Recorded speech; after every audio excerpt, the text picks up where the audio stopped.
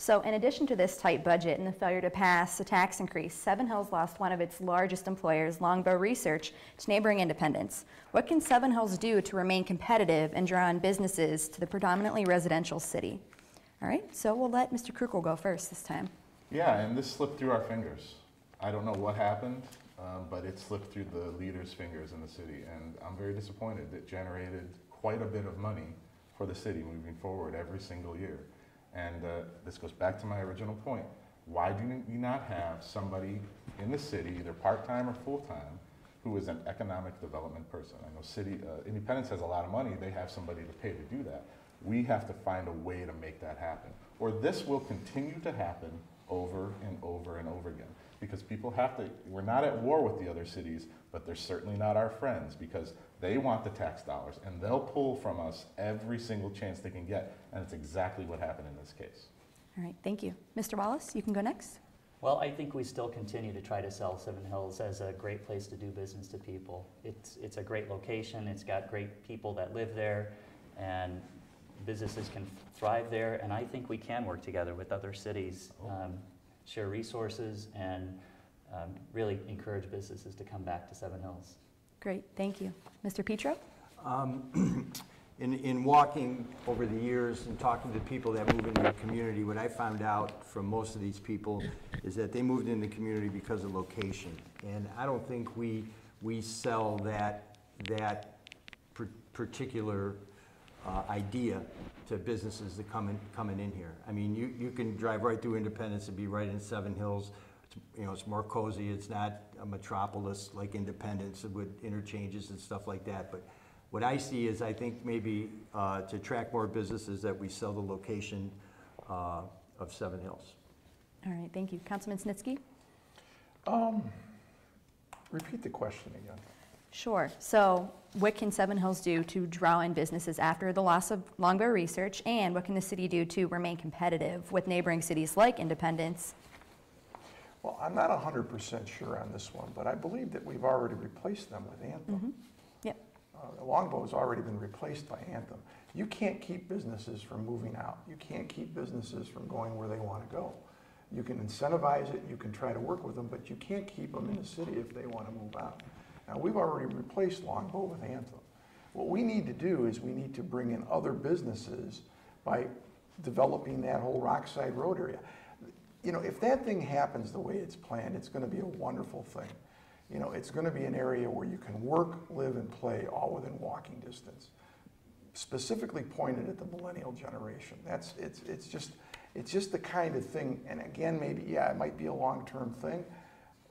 Current enhancements, you know, that's a tough one. It's very tough to know what we're going to do, like, right now, okay?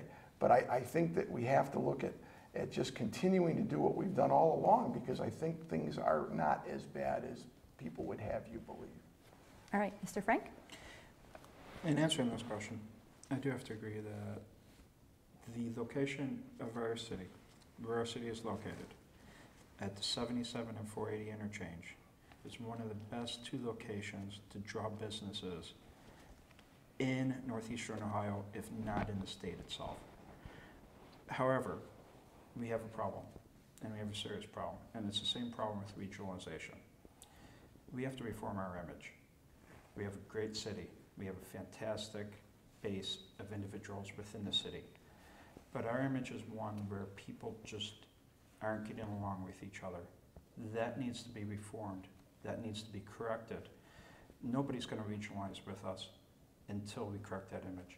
By the same token, businesses are not going to be as drawn to us, even though we have a fantastic location, until we reform that image and we start to get along. When we start to get along, we can focus on economic development, we can focus on all the programs through the state, through the county, through the federal government to incentivize business without losing the gain that we'd otherwise have by being able to bring these businesses in. Great, thank you. Councilman Fraundorf, you're up. Yes, thank you. You know, it's interesting that you say that, Mr. Frank, about we need to get along, but I would say this.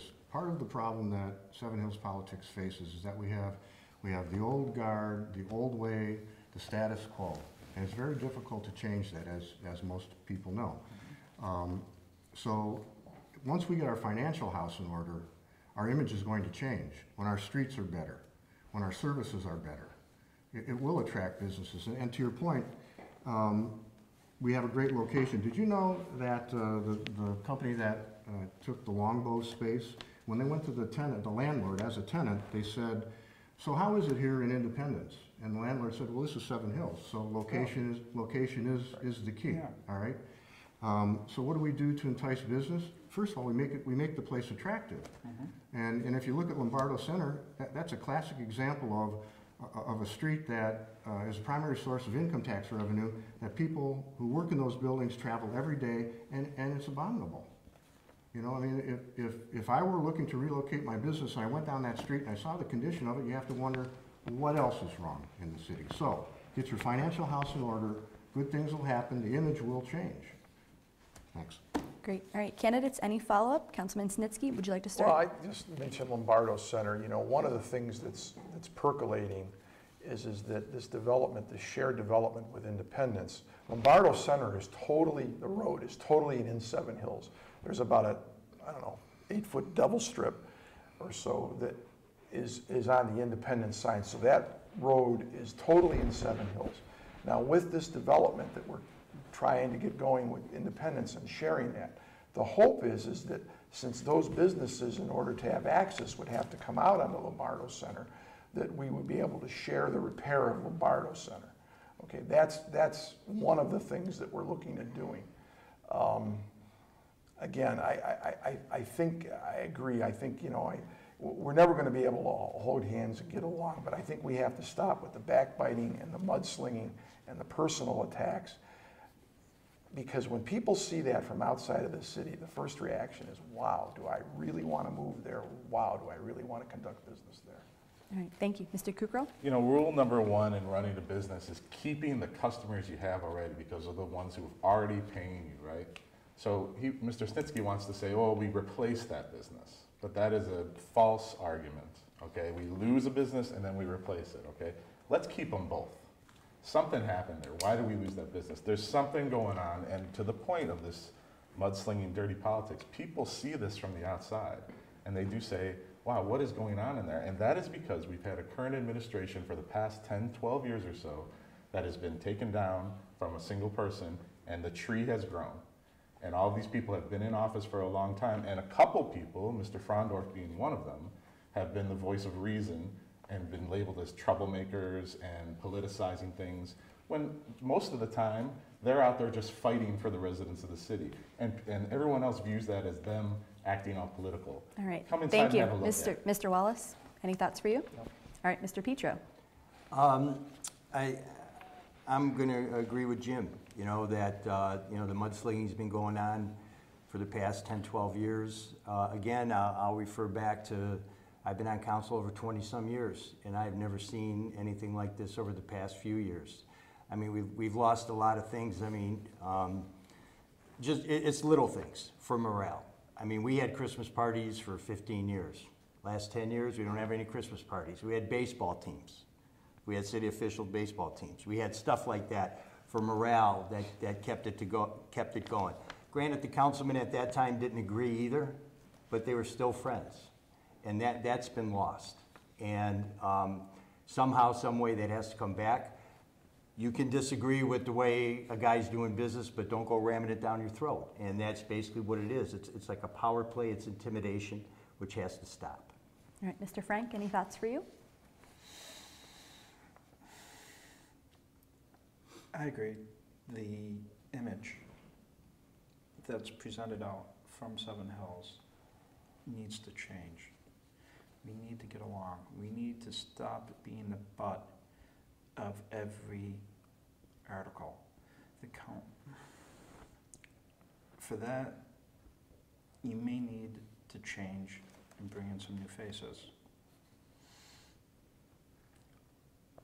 That's all. All right, thank you.